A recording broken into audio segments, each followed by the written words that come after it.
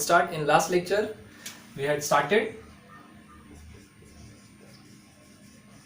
income from salaries, okay, but before that we had also studied heads of income under section 14, okay. Okay, so let's start. Income from salary, as we learned in last lecture, salary means every amount paid by the employer to his or her employee is considered as salary. Under this under this head we had studied three sections: section 15, section 16 and section 17, okay. Section 15 is for basis of charge, means on what basis salary is taxable. So salary is taxable on due basis or receipt basis, whichever is earlier. Section 6 says deduction under section 16. There are three types of deduction: standard deduction, okay. Next one is entertainment allowance deduction, but entertainment allowance deduction is only applicable to government employee. And third one is profession tax, ठीक है. Then उसके बाद में मैंने आपको entertainment allowance कैसे calculate करते हैं वो भी मैंने सिखाया था. Then third one is profession tax. So इसमें कितने डिडक्शंस हैं? 3 डिडक्शंस हैं, ठीक है. एंड देन उसके बाद में सेक्शन 17 सेज, क्या बोलते हैं section 17? Definition of salary and definition of perquisite, okay. Under section 17 subsection 1 is salary and section 17 subsection 2 is perquisite, okay. तो यहां तक मैंने आपको करा दिया था, ठीक है. एंड इसका फॉर्मेट क्या था? फॉर्मेट भी मैंने आपको बताया था. इसका आज मैं फॉर्मेट बता देता हूं, ठीक है. फॉर्मेट आपको फर्स्ट क्या लिखना होगा? First you have to write name of the assessee, okay, जो भी नेम होगा पर्सन का. Next one is previous year, next one is assessment year, next one is legal status. जैसे आप हर क्वेश्चन में लिखते आ रहे थे, ये सिर्फ 4 चीजें लिख रहे थे, बट एक चीज और ऐड हो जाएगा इसमें, that is residential status. And this will compulsory R and O R, ठीक है. हर क्वेश्चन में आपको यही लिखना है, आर एंड ओ आर ही लिखना है, ठीक है. दैट मीन्स अब से means from the chapter salary आगे जितने भी चैप्टर्स हम रीड करेंगे उसमें टोटल 4 नहीं, 4 की जगह पे कितने आएंगे? टोटल 5. ये आपको name of the assessee, previous year, assessment year, legal status and residential status you have to write. Then उसके बाद में format income from salaries, okay. यहाँ पे मैं लिख देता हूँ computation of income from salary, particulars, amount and amount, okay. जो भी चीज मैंने कल आपको बताई थी, सैलरी को मैंने 4 पार्ट में डिवाइड किया था. Basic salary, allowances means monetary things, perquisite means non monetary things, and retirement benefit means gratuity, pension, provident fund, ये सारे, ठीक है. देन उसके बाद में यहाँ पे क्वेश्चन में आपको क्या दिया होगा? Basic salary, DA, HRA, gratuity, pension, ex gratia, bonus. No, computation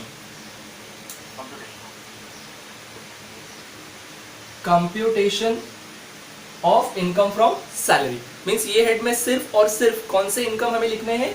only receive from salary means from employer to his or her employ, ठीक है. तो मैंने जस्ट यहाँ पे एग्जांपल्स लिखे हैं जो कल मैंने प्रीवियस लेक्चर में आपको बताया था. तो वो सारे जो इनकम है जो रिसीव्ड हो रहे हैं एम्प्लॉय को, वो सब हम यहाँ पे लिख देंगे, ठीक है.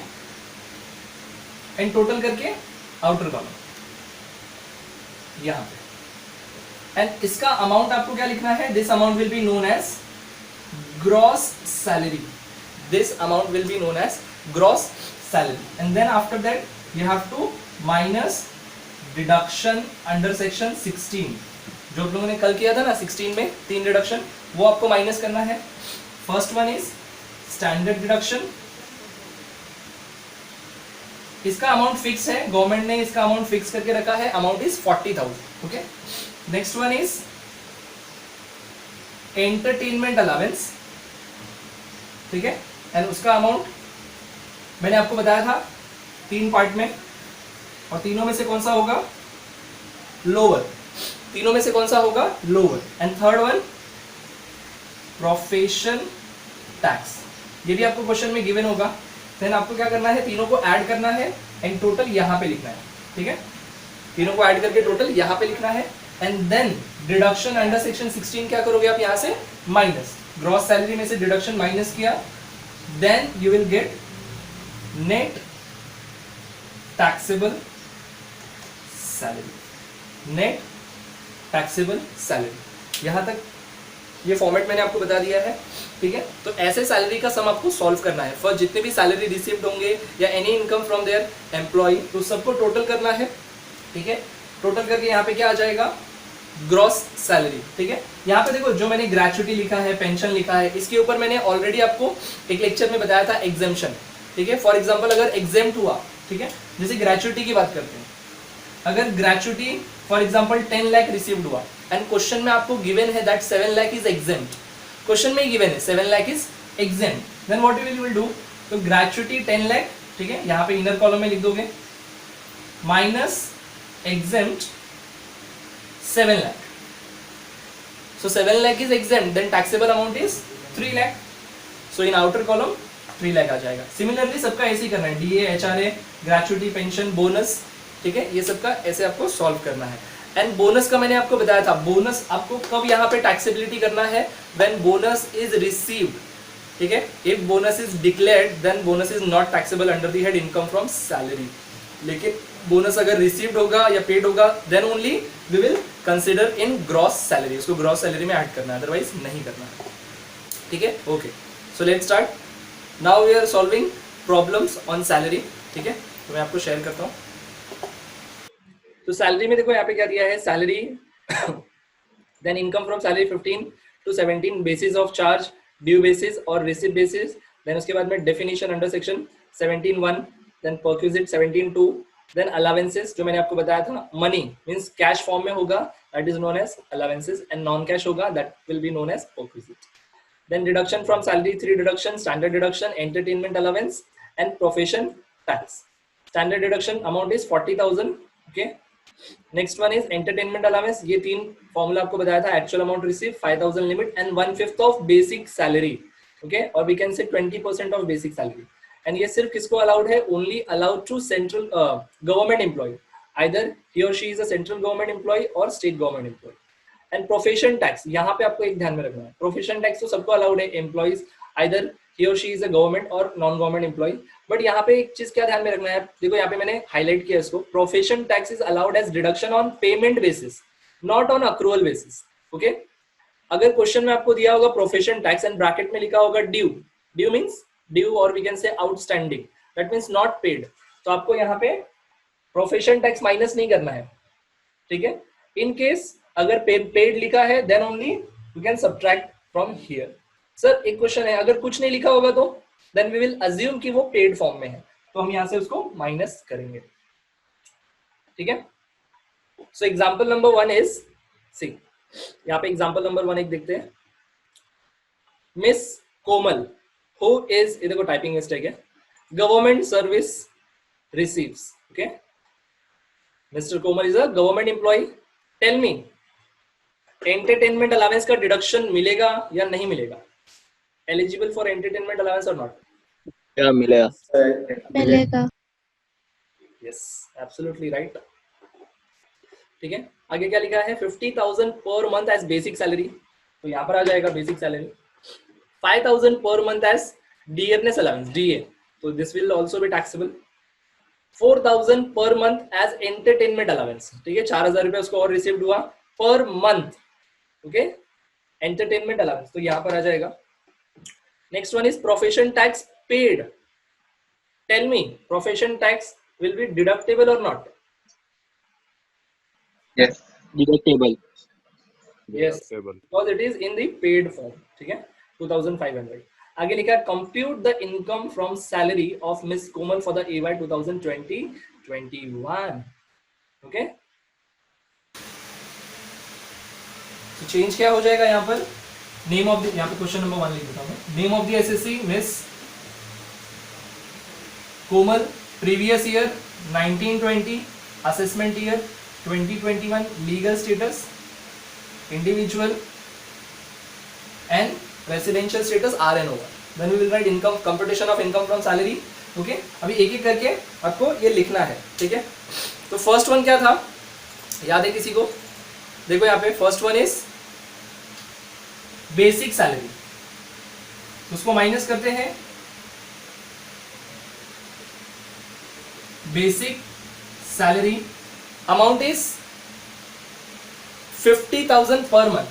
तो देखो 50,000 पर मंथ है ना, सो एनुअल में कितने मंथ होते हैं? 12, so multiply by 12, yes sir no, ठीक है। सो 12 5 जा 60, ठीक है, 6 लाख आ गया। Okay, next one is dearness allowance 5,000 per month, so we will write dearness allowance 5,000 per month, again multiply by 12, yes or no, multiply by 12, so amount is 60,000। देखो examiner ने जानबूझ के ऐसा अमाउंट दिया है, 50,000 इंटू 12 6 लाख एंड 5,000 इंटू 12 60,000, दोनों amount में confusion create होगा, सो प्लीज अलर्ट, ठीक है। Next one is entertainment allowance 4,000 per month, so we will write here entertainment allowance 4,000 per month multiply by 12, okay, so total 12 4 are 48,000, okay। next one is profession tax paid 2,500, तो profession tax तो minus होता है ना deduction में, ठीक है, यहाँ पर उसको नहीं लिखना, सो ऐड टोटल कर दो इसको, कितना हो जाएगा? 6 lakh 660, 7 lakh 8,000, 7 lakh 8,000 is known as gross total income. yes gross salary minus deduction under section 16, okay। first one is standard deduction, how much standard deduction? It is 40,000, 40,000. yes। second one entertainment allowance, deduction will be allowed or not? मिलेगा entertainment allowance का deduction?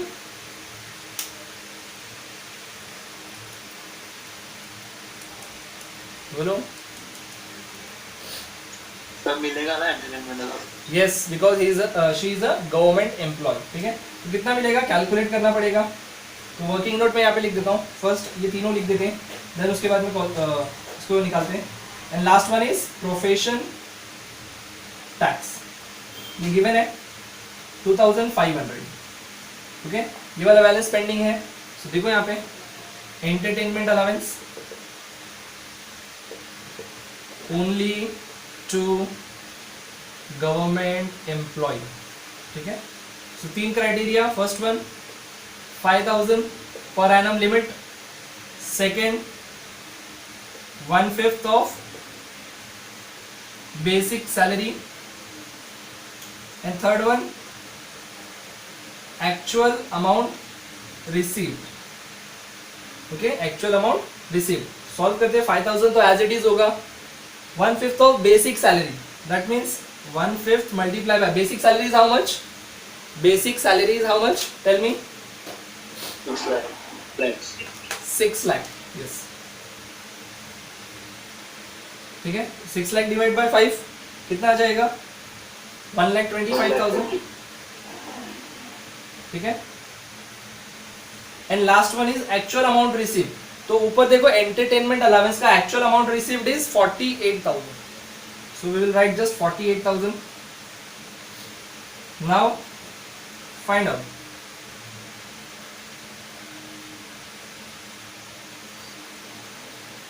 whichever is lower, 5,000, 125 और 48, of course sir 5,000, ठीक है। तो यहाँ पे entertainment allowance amount we will take 5,000, simple, clear to everyone? Please let me know, सबको समझ में आया? Okay, now total of this 3 45 47,500, okay, 47,500, just deduct कर दो इसको, कितना आ जाएगा? 0 - 0 0 - 0 10 - 5 5, इधर 7 बचा, 7 - 7 0, 6 and 6 6,60,500, ठीक है। सो टोटल इसका नाम क्या हो जाएगा? नेट टैक्सेबल सैलरी, एक बार चेक कर लेना नेट टैक्सेबल सैलरी राइट है ना, ठीक है, this is 660 500. Clear to everyone? Tell me. Yes, sir. Yes, sir. Okay. Okay. See the solution. Basic salary, DA, entertainment allowance, total gross salary, deduction 16 minus करेंगे, standard deduction, entertainment, profession tax. So total 47,500 minus कर दिया 660,500. ठीक है. यहाँ पे आपको you have to show working note because working note is a part of your answer. Okay. So you need to calculate that. Then उसके बाद में यहाँ पे देखो स्टैंडर्ड डिडक्शन से स्टैंडर्ड डिडक्शन 40,000 ये क्या रहेगा, ये फिक्स्ड है 40,000, ठीक है, चाहे आइदर ही और she is a government employee और नॉन गवर्नमेंट एम्प्लॉय, यहाँ पे 40,000 ही लिखना है. Okay, so don't get confused. Next one, example number 2. Tell me he और शी. सर मैं वर्किंग नोट देख सकता हूँ सर, एक minute sir. Sorry, working note देखना था सर, थोड़ा सा लेफ्ट को. ये पर है वर्किंग नोट. सी या yes I got it sir, thank you sir. Okay. Tell me all of you, Mr. Nayan is a government employee or private employee? Private, sir. Private. So entertainment allowance deduction will be इसको मिलेगा Not applicable. eligible or not? Of course नहीं मिलेगा, ठीक है. तो directly यहाँ पे हम लिखेंगे entertainment allowance if there is, ठीक है, लेकिन यहाँ पे माइनस नहीं होगा because he is a private employ, ठीक है. तो mister Nayan who is a manager in receipt of 30,000 per month as basic salary. Okay, तो 30,000 per month basic salary, that means multiply by how many months? 12. Yes, very good. Next one 5,000 per month towards entertainment allowance. तो देखो आ जाएगा यहाँ पे ऊपर gross salary में include होगा 5,000 multiply by 12 and profession tax 2,500. Again ये लास्ट में माइनस हो जाएगा. देखो यहाँ पे माइनस होगा, क्या लिखा है, profession tax 2,500 was outstanding on 31st March 2020. Tell me, deductible और not? Not, sir. Not deductible. Why? Private employee. हाँ, private It is unpaid. Outstanding. Unpaid, Sorry, sir. paid Not paid. नहीं, paid नहीं है. Yes, it is outstanding not paid, ठीक है. यहाँ पे मैंने बताया था, see profession tax is allowed as deduction only on payment basis, not on accrual basis. Okay, so देखो ये तो easy है, यहाँ पे आ जाएगा देखो 33,000 basic salary multiply by 12, clear, 3,96,000. Then उसके बाद डीएनएस अलाउंस. अच्छा यहाँ पे प्रिंटिंग मिस्टेक हो गया, देखो यहाँ पे डीएनएस अलाउंस लिख दिया मैंने, यहाँ पे क्या आ जाएगा, entertainment allowance. one video with Netflix and surprisingly आज टीचर्स डे के दिन एंग्री मास्टर जी आपको नेटफ्लिक्स के YouTube चैनल पे मिलेंगे. तो स्वाइप अप करो, वीडियो पे जाओ और कमेंट सेक्शन में मुझे बताओ कि आप. Okay, so 456 gross salary, then deduction 40,000 fixed है, एंटरटेनमेंट का डिडक्शन नहीं मिलेगा ना उसको क्योंकि is not a government employ, and profession tax भी नहीं आया. व्हाई? बिकॉज आउटस्टैंडिंग, पेड होता तो ही हम लेते. So total deduction is 40,000. So 456 minus 40, 4,16,000 net taxable salary. देखो यहाँ पे वर्किंग नोट लिखा भी है मैंने, entertainment allowance deduction allowed only to government employ and profession tax is allowed as a deduction on payment basis, not on accrual basis.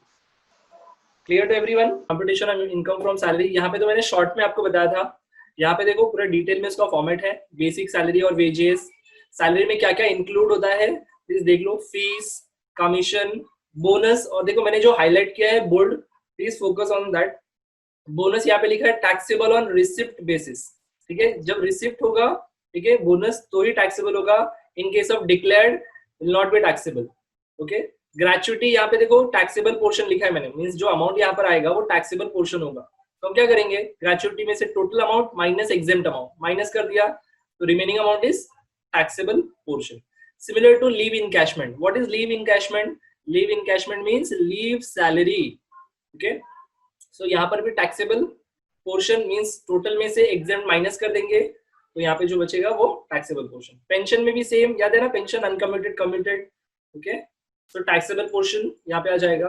Next one retrenchment compensation. Can anyone tell me what is retrenchment? ये explain किया था मैंने.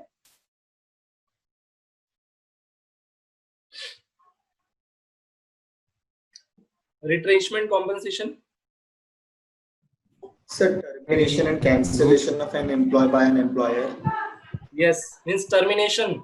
Okay, retrenchment means terminate the employee by the employer. Okay, उसके बोलते हैं तो उसके basis पे कुछ compensation पे करना होता है from employer to his or her employee, तो वो भी taxable है. Then next one is compensation received under voluntary retirement scheme. जब retire होता है कोई person employee, ठीक है, कुछ 10 years 15 years एक particular organization में work करने के बाद तो उसको कंपनी की ओर से VRS मिलता है, ठीक है, and it is also taxable. Next one is, देखो ये जो अभी तक मैंने बताया वो बेसिक था, ठीक है, बेसिक में आ गया.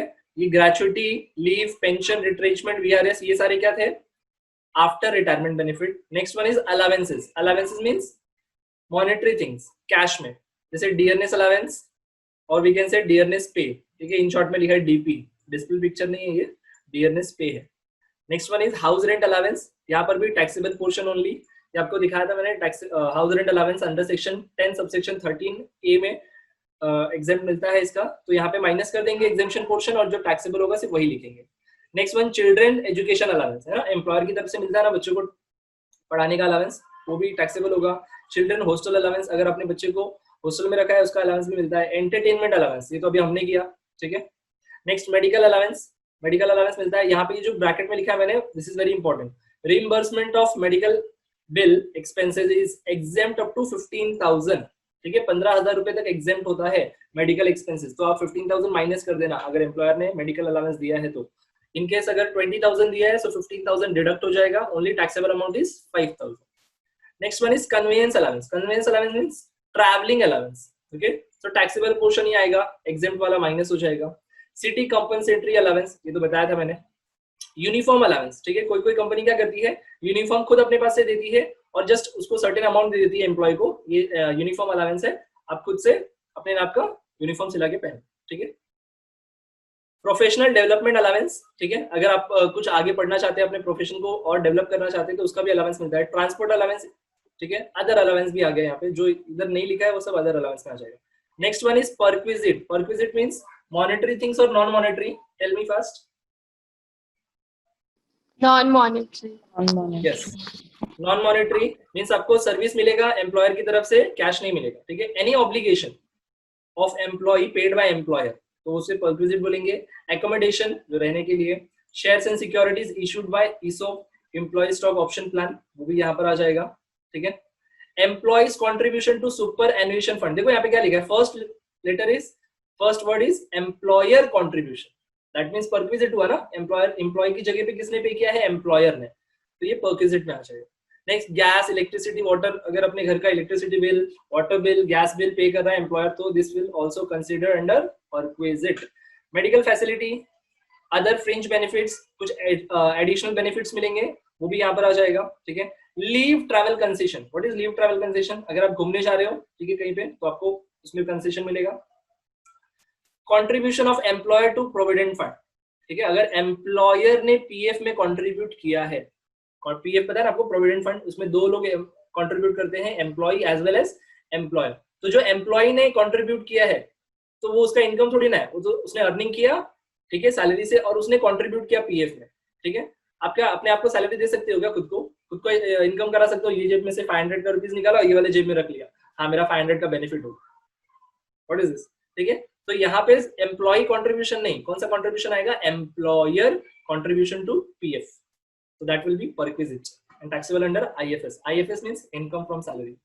Next one, interest on RPF, जो इंटरेस्ट मिलेगा, ठीक है. यहाँ पे इंटरेस्ट क्या है, जो एम्प्लॉय ने, देखो एम्प्लॉय ने पीएफ में कंट्रीब्यूट किया है, एम्प्लॉयर के कंट्रीब्यूशन पे जो इंटरेस्ट आएगा उस पर भी टैक्स चार्ज होगा, ठीक है. कंट्रीब्यूशन दो लोग करते हैं, एम्प्लॉय एंड एम्प्लॉयर. एम्प्लॉय ने कंट्रीब्यूट किया, नो टैक्सेबल, उसके ऊपर इंटरेस्ट मिला, नो टैक्सेबल, लेकिन एम्प्लॉयर ने कंट्रीब्यूट किया, टैक्सेबल, एंड उस पे जो इंटरेस्ट जनरेट होगा that amount will also taxable, ठीक है. Last one is any other item. So यहाँ पे क्या आ जाएगा, टोटल करेंगे तो ग्रॉस सैलरी, ठीक है. डोंट पैनिक कि इतना सर पूरा आएगा क्या, इतना लंबा आपने फॉर्मेट बता दिया है, ठीक है, सब नहीं आएगा, जैसे देखा आपने, ठीक है. जैसे इसमें एग्जांपल था तो 3 आइटम्स ही आए थे, तो उसमें 5 to 6 आइटम्स ही आएंगे, सब नहीं आएंगे, ठीक है, लेकिन पढ़ना तो आपको सब है ना. Next one is deduction under section 16. 3 deduction, standard deduction under section 16 1A. Next one is entertainment allowance under section 16(2) and profession tax under section 16(3). तीनों डिडक्शन टोटल यहाँ पे और माइनस कर देंगे तो we will get net taxable salary. यहाँ पे मैंने कुछ एक्सप्लेनेशन भी दिया है, जब मैं ये पीडीएफ आपको शेयर करूंगा गूगल क्लासरूम में। ये जो मैंने इंपॉर्टेंट पॉइंट्स लिखे हैं लास्ट में नोट फॉर्मेट के बाद या किसी चीज पर्टिकुलर पॉइंट के बाद में इंपॉर्टेंट नोट लिखता हूँ, उसको जरूर पढ़ना, ठीक है, बिकॉज वो मैंने हाईलाइट करके और स्पेसिफिक बताया है, that is very important. So basic salary में ये तो आपको पता है, it is fully taxable. Dearness allowance, ठीक है, ये क्या होता है देखो, it is an extra amount given to an employee to meet the burden of inflation, ठीक है, बोला था ना आपको, इन्फ्लेशन हो जाने की वजह से कुछ पैसा मिलता है, डियरनेस अलाउंस उसे कहते हैं, और increase cost of living, this is fully taxable, ये टैक्सेबल होता है पूरा, ठीक है, ये वाला पार्ट आप इग्नोर करो। नेक्स्ट वन फीस, तो फीस तो आपको बताइए, ठीक है, एक्स्ट्रा अगर रेम्यूनरेशन मिला। कमीशन, देखो यहाँ पे ये जो मैं हाईलाइट कर रहा हूँ वो आपको देखना है, क्या लिखा है, कमीशन परसेंटेज ऑफ टर्नओवर, जो टर्नओवर रहता है सेल्स कंपनी का उसके ऊपर परसेंटेज मिला हो, तो वो भी क्या होगा, टैक्सेबल होगा। बोनस में क्या लिखा है, बोनस में भी कॉन्ट्रैक्चुअल और voluntary, in either case it is fully taxable, ठीक है, कॉन्ट्रैक्चुअल हो या वॉलंटरी हो दोनों भी टैक्सेबल होगा। लेकिन यहाँ पे जो मैंने बोल्ड में लिखा है देखो, अगर बोनस क्या लिखा है, contractual bonus is taxable as bonus where voluntary bonus, ये तो इग्नोर करो इसको, it is taxable in the year of receipt, ठीक है, ये टैक्सेबल होगा in the year of receipt. Sir that means जैसे कि फॉर एग्जांपल इस साल आपको बोनस रिसीव्ड हुआ तो टैक्सेबल इस साल होगा, है ना। सेकेंड एग्जांपल, अगर इस साल डिक्लेयर किया company declared the bonus but you received in the next year, तो टैक्सेबल कौन से ईयर में होगा, ये साल में और next year, next year. Yes, next year taxable होगा। अच्छा, अगर लास्ट ईयर बोनस डिक्लेयर किया था बट वो लास्ट ईयर का बोनस इस साल रिसीव्ड हुआ, देन दिस ईयर टैक्सेबल, इस ईयर टैक्सेबल होगा। वेरी गुड,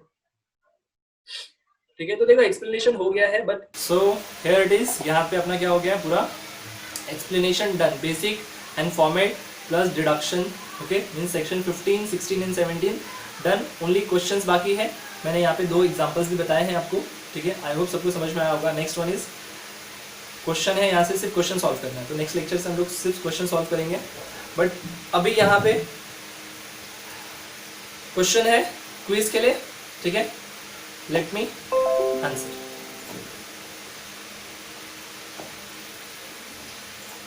ठीक है, आंसर दो फटाफट, visible, okay. So bonus is taxable on both declared as well as receipt.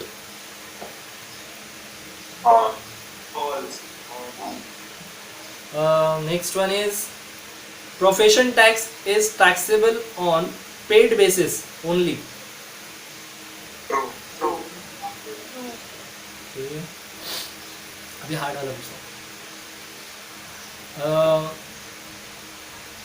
Entertainment allowance is allowed to non-government employee only.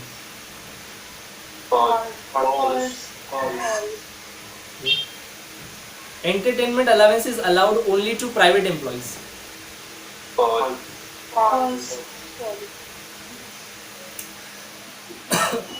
Standard deduction is allowed under section 17.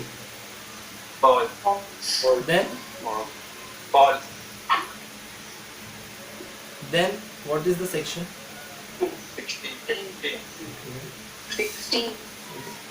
ये section भी आप चाहिए तो याद करो, ठीक है, 16(1)(a), 16(1)(a), small a, okay. This entertainment allowance is 16(2), Roman 2, okay, and this one is 16(3), okay. That means under section 16 sub clause 1a, under section 16 sub clause 2, under section 16 sub clause 3, ठीक है। Now question on this entertainment allowance section.